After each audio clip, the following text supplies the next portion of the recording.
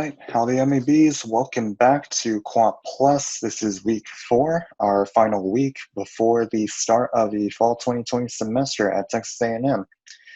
So for this week, I'm going to be discussing linear programming while Crystal is going to be discussing financial statement analysis. All right, so let's get started. So what is linear programming? What linear programming is it's a mathematical problem consisting of decision variables, an objective function to be maximized, and a set of constraints. And LPs, which we'll pretty much call linear programs for short, require linearity. The objective function and constraints are linear equations or inequalities of the decision variables. Second is feasibility. An LP is feasible or solvable if all constraints can be met. But if it's infeasible, then that means at least one constraint cannot be met while others are met. And third is optimality. Feasibility does not always guarantee optimality. So if an optimal solution exists, then the LP is convergent.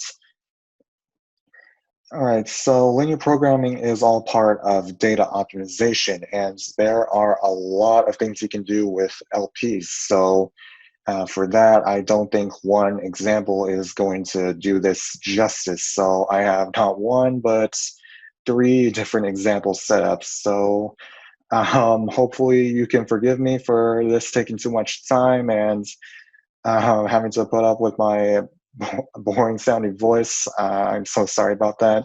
Thankfully, Crystal has made her discussions on financial statements very short, so just bear with me. Hopefully you'll be able to learn something very, very useful for this.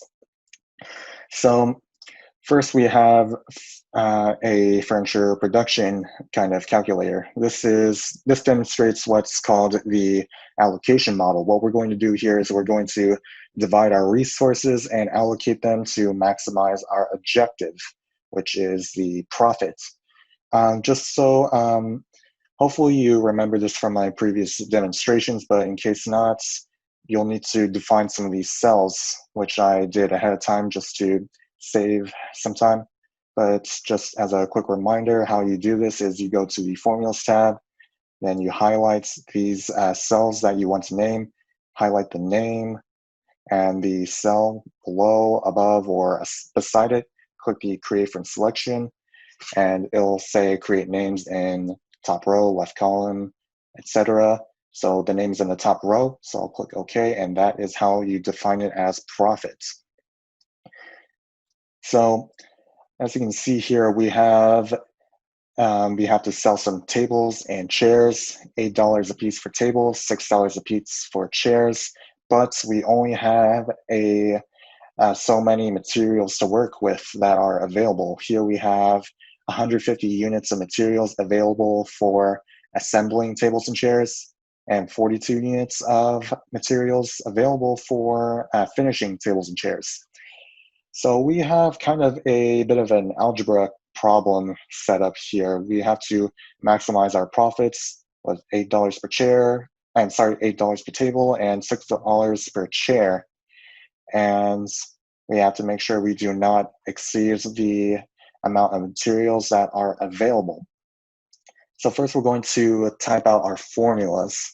So profits, we are going to be using the sum product function. Hopefully everybody knows how to use a sum product function based on results in our pre-assessment survey. So we're going to type out equals sum product parentheses units profits right here with the comma production, the number of units we produce. All right, so for now it's going to be set as 0, but we will begin to that later. We're also going to be typing out some formulas for our used column right here. So first, for used assembly, we're going to type equals sum products parentheses. What I'm going to do is highlight B8, C8 for the number of units assembled, production, and enter. Okay, it's 0 as well, but don't worry, we'll get to that.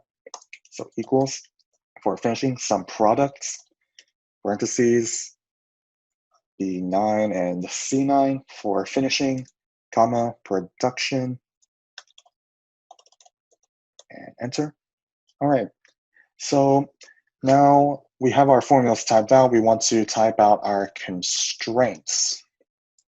Now, what I recommend you do is take a minute and pause and think about the kind of restraint we would use for this kind of problem. So what we would do, so what we have here is that we only have so many units of material to work with. And here we have the number of units that we used. So obviously for our constraints, it would have to be that the number of units we used cannot be greater than the number of units that are available. So our constraint will be used has to be less than or equal to available. All right, so with that, our next step is go to the data tab and go all the way to click solver. All right, so we have a solver parameters tab. So first our objective, we have to set our objective, which is our profits. So I'll click type out profit. And then what we want to do to maximize. We want to maximize our profit by changing our variable cells production. So I have that typed out right here. Now we have to add our constraints. So I'll click add. Now here we have our constraints. So what I'm going to do is type out used is less than or equal to available. So another thing you can do is that you can also, or actually, can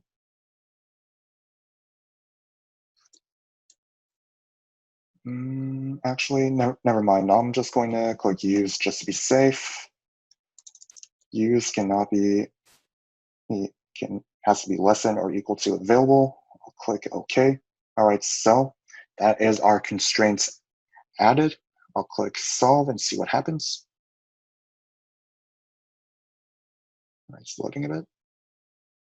All right, and now we get a notification saying that solver found a solution and all constraints and optimality conditions are satisfied.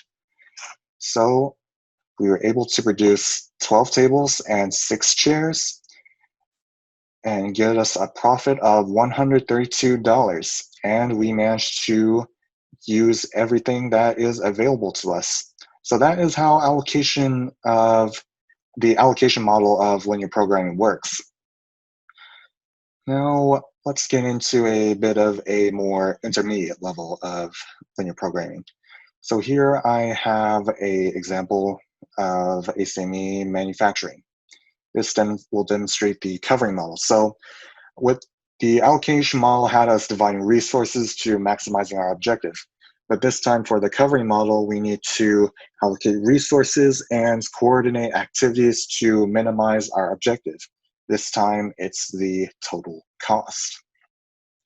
So here I have a bunch of different variables laid out here. We have production cost, capacity, and demand, beginning inventory, end inventory, average inventory, and then we have these. Here is the level production per month, SS, which is our safety stock requirement per month, the amount we have to, the amount of stock we have to have in order to be successful, and the H cost, this is our unit inventory holding cost per month.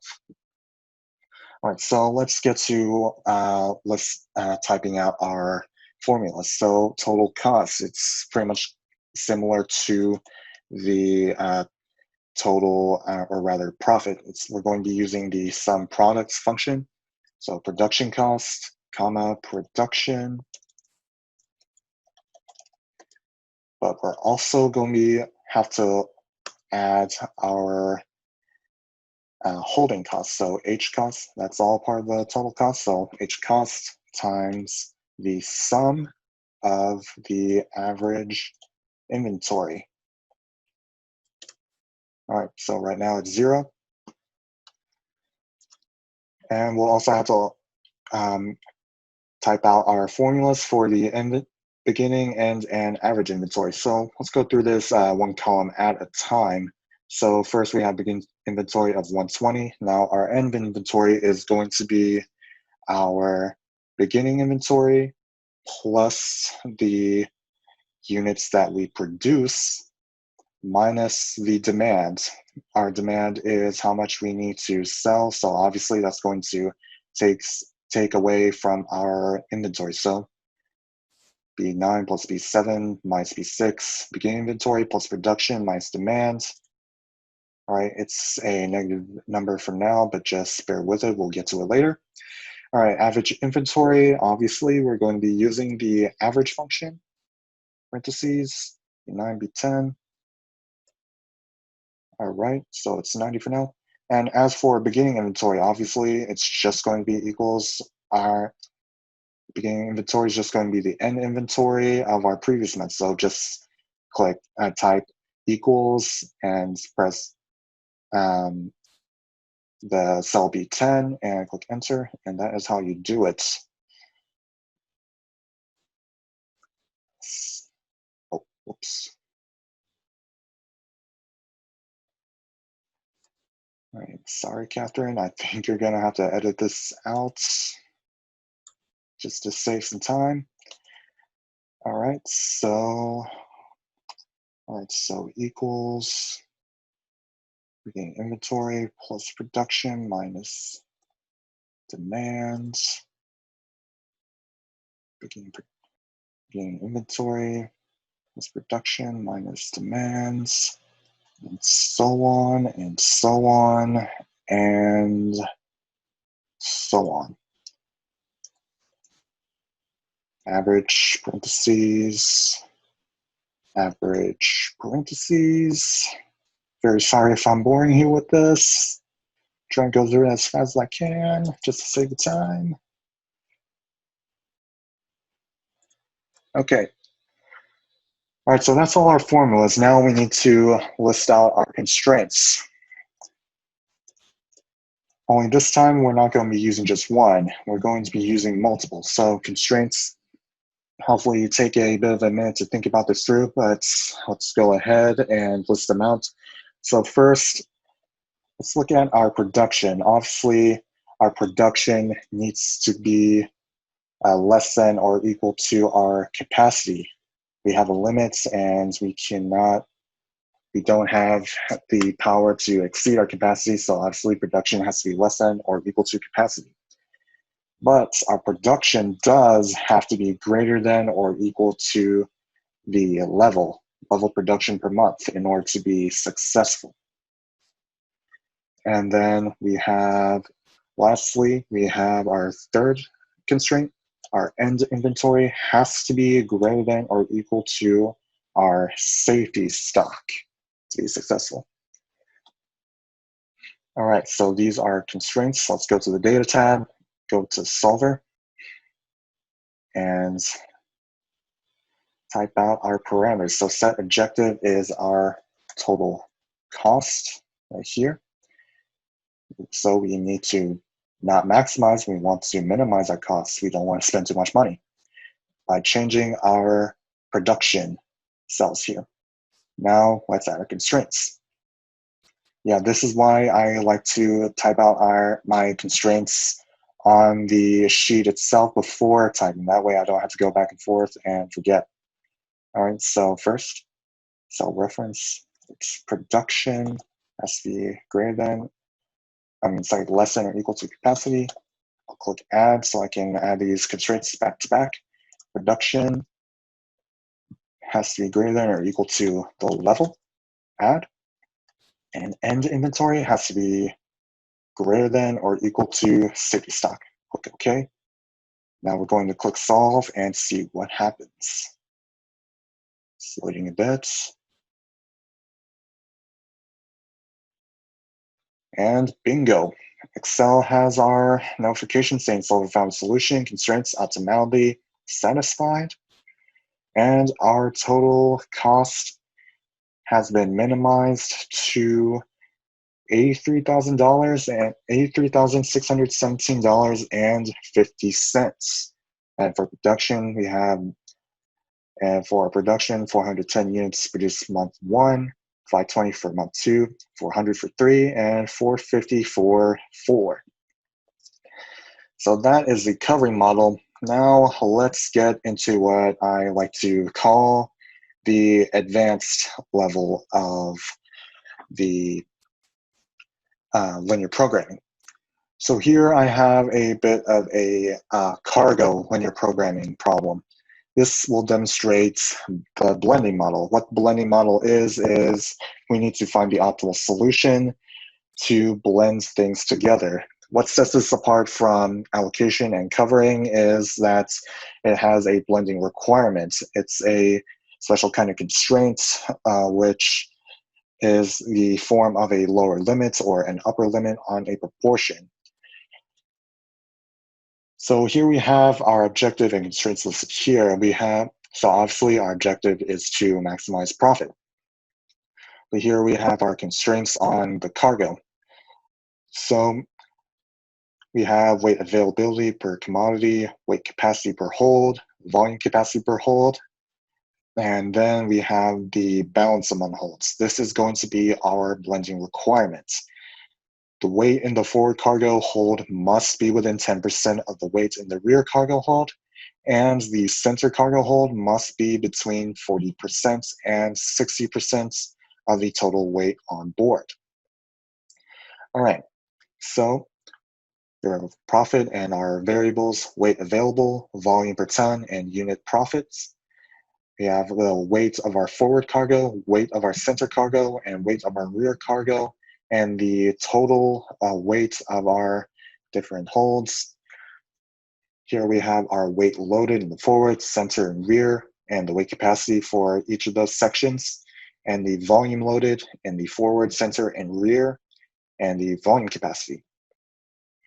All right, so let's go ahead and get started. And with our first step, typing out our formulas. So our profit is going to be some products, parentheses, unit profits, comma, weight sum. Yeah, this time we'll be using weight sum and enter. All right, so it's $0 for now. Now, as for weight sum, we are going to be just using sum, parentheses, H6 to H8.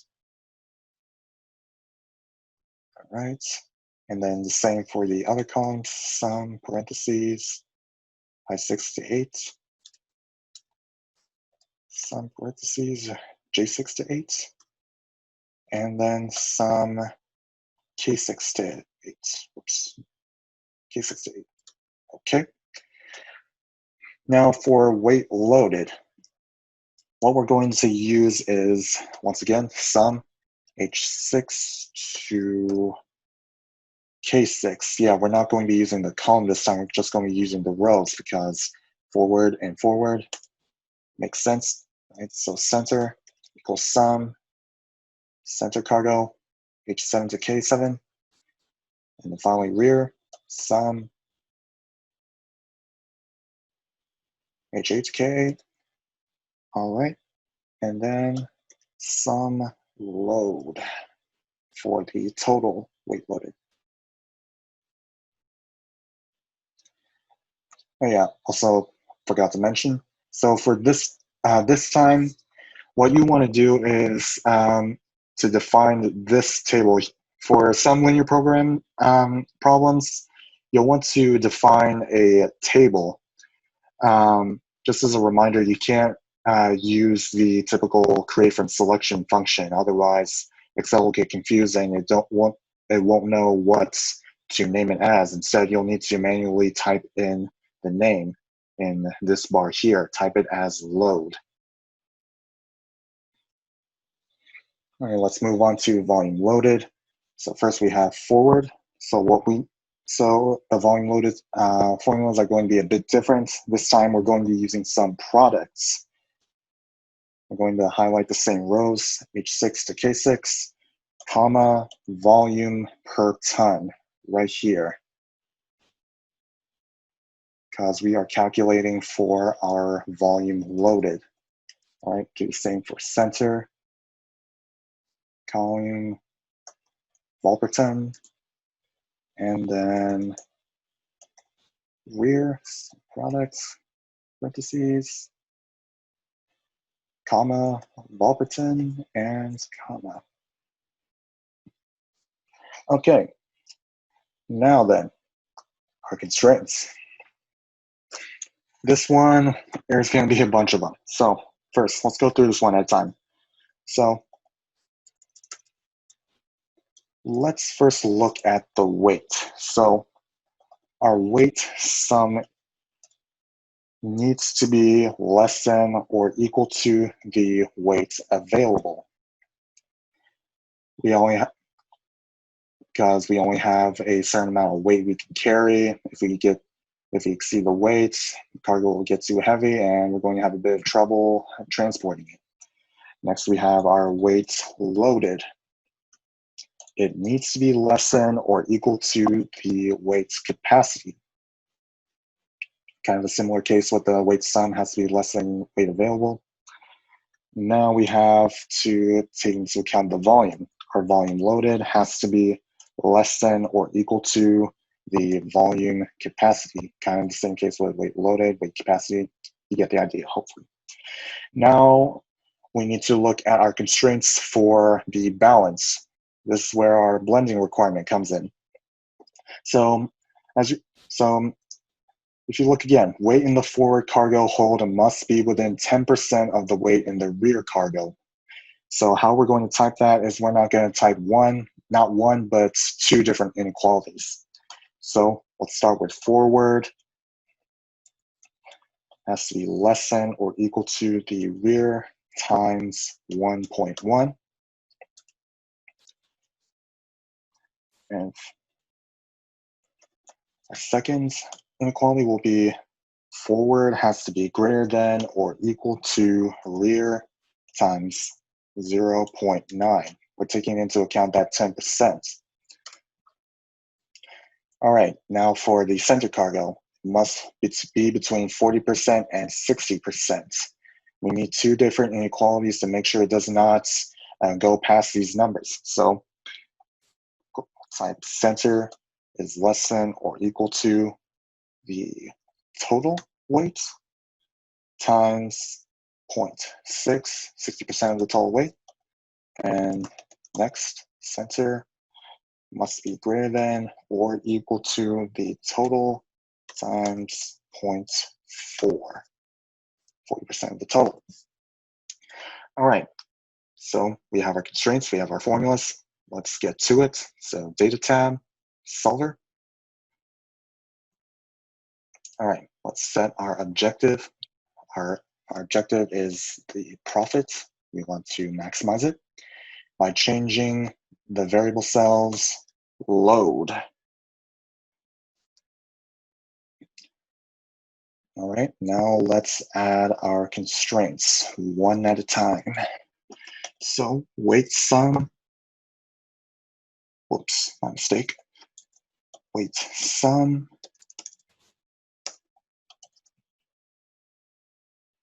must be less than or equal to weight available. Add weight loaded has to be less than or equal to the weight cap. Add volume loaded has to be less than or equal to the volume capacity. Add now forward is greater than or equal to rear times 0.9. Add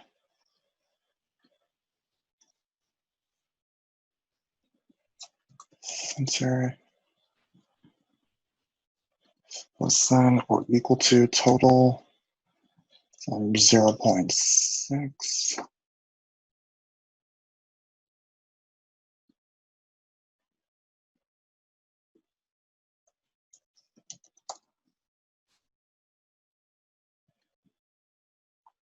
Times 4. Okay. All right, so these are our constraints listed out. Hopefully these are typed in correctly. Now let's click solve and see what happens. Just loading a bit.